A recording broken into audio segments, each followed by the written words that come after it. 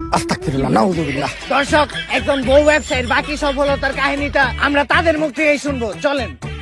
দর্শক, আমাদের মাঝখানে আছে দেশের সবচাইতে স্বনামহীন বিশিষ্ট বউ ব্যবসায়ী সম্রাট।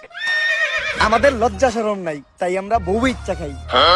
তো ভাই, আপনি কাকে ভাবিরে তো দেখতাছি না। আমরা একটু বাইরে গেছিলাম তো, আপনার ভাবি বোরকা পরা ছিল, তাই ওরে বোরকাটা খুলে আসতে বলছি, কারণ বোরকা পরা অবস্থায় ইন্টারভিউ দিলে ইন্টারভিউতে ভিউ কম আসবো। তো দর্শক, আমাদের ভাবি পরহেজগার মানুষ, বাইরে গেলে বোরকা পরে, পর্দা করে। আরে ওই রকম কিছু না, আসলে বোরকা ছাড়া বাইরে গেলে সবাই ওরে চিনালায়, তারপরে গালাগালি করে। ওই তো চলে আসছে।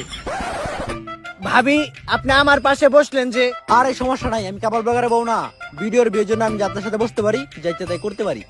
বেবি, তুমি ওনার কোলে উঠে বসো, কোলে উঠে বসলে এই ইন্টারভিউটার ভিউ আরো বেশি হইব। আরে না থাক, এত ভিড়ের দরকার নাই, আমরা ইন্টারভিউতে ফিরে যাই। তো আপনার কাছে আমার প্রথম প্রশ্ন, আপনি কিভাবে এই বউ ব্যবসা শুরু করলেন? দেন, এই বউ ব্যবসার যাত্রাটা এতটা সহজ ছিল না।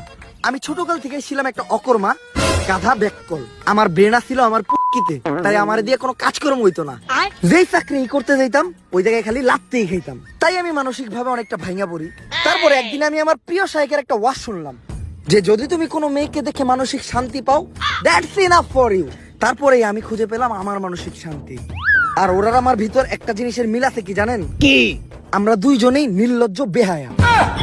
আর বিয়ের শুরুতে আমাদের আর্থিক অবস্থা তেমন একটা ভালো ছিল না, আর ব্যবসা করতে তো পুঁজি লাগে, আমার কাছে ব্যবসা করার মতো পুঁজিও ছিল না। তখনই আমার মাথায় আসে একটা বিজনেস প্ল্যান, যে ব্যবসা করতে কোনো পুঁজির প্রয়োজন হয় না, শুধু একটা বউ থাকলেই চলে। আর এমনি ব্যবসায় তো লস খাওয়ার সম্ভাবনা থাকে, কিন্তু এই ব্যবসায় লস খাওয়ার কোনো চান্সই নাই, খালি সফলতা আর সফলতা। সেইটাই হচ্ছে এই বউ ব্যবসা। আর তারপর থেকেই আমরা শুরু করি এই কাপড় ব্লগ, আর আজ আমি একজন সফল বউ ব্যবসায়ী। ভাই, দর্শক জানতে চাই আপনার এই সফলতার পিছনে আপনার বউয়ের অবদান কতটুকু? আরে পুরো অবদানই তো আমার বউয়ের।